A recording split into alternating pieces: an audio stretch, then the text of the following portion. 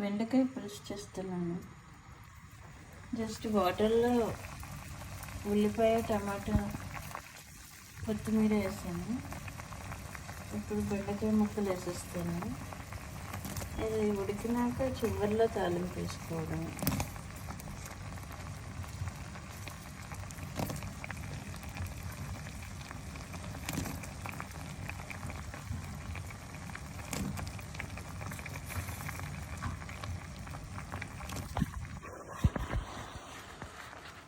అండి ఈరోజు బెండకాయ పులుసు చేస్తున్నాను.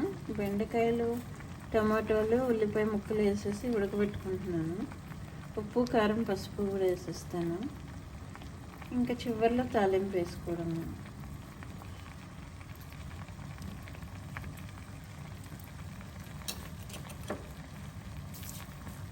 సాల్ట్,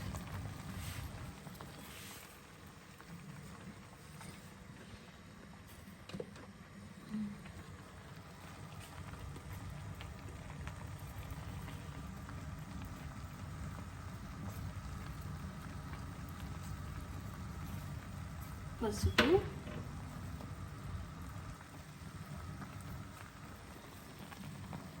శుద్ధపప్పు వండుకుంటున్నానండి. పులుసుతో పాటు బాగుంటుంది.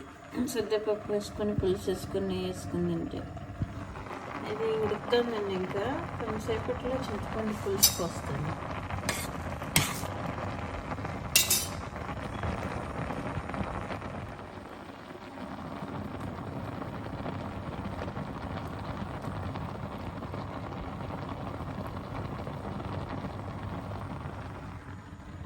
శుద్ధపప్పు పులుసు ఉడుకుతుందండి. ఇప్పుడు చింతపండు పులుసు పోయాలి. ముక్కలు ఇంకా ఉడకాలి.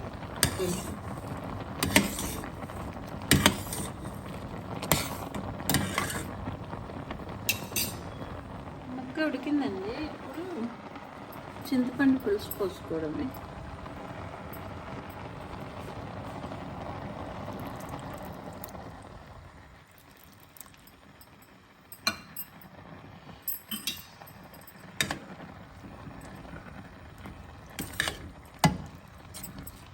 ఇప్పుడు ఈ పులుసులో కూడా కొంచెం ఉడకనివ్వాలి.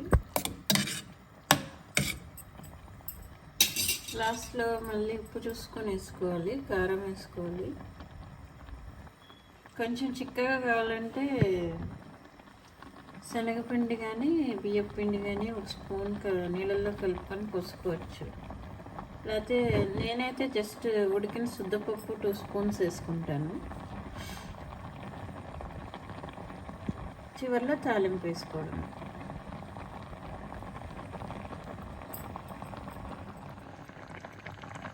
బాగానే ఉడుకుతుందండి. ఇప్పుడు కారము బాగానే ఉడికింది. ఇప్పుడు కారము, కొద్దిగా ఆర్గానిక్ షుగర్ వేస్తాను, ఒక 1/2 స్పూన్. యాక్చువల్గా 1 టీ స్పూన్ వేయచ్చండి షుగర్. నేనైతే అంత వేసుకుంటాను. ముక్క బాగానే ఉడికింది. ఇప్పుడు కొంచెం ఒక 1 teaspoon, 3/4 teaspoon sugar వేసుకుంటాను. కారం వేసుకుంటాను. తర్వాత తాలింపు వేసుకుంటాను.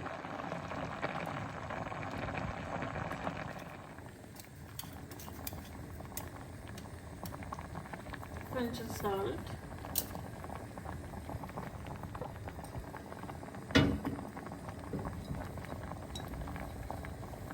కారం,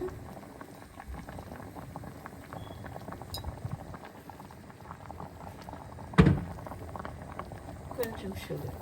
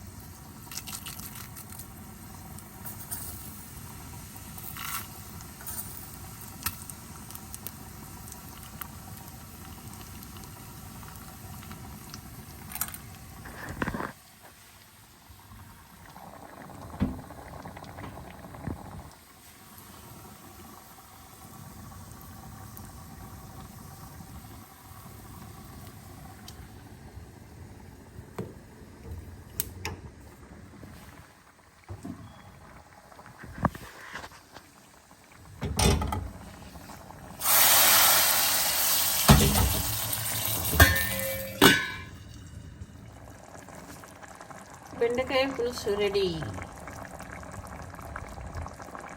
గుమగుమలాడే బెండకాయ పులుసు రెడీ. పప్పుతో తింటే భలే ఉంటుందండి. నా లంచ్ అండి, దోశ విత్ బెండకాయ పులుసు. పులుసుల్లో దోశ పులుసులతో తింటే బాగుంటుంది.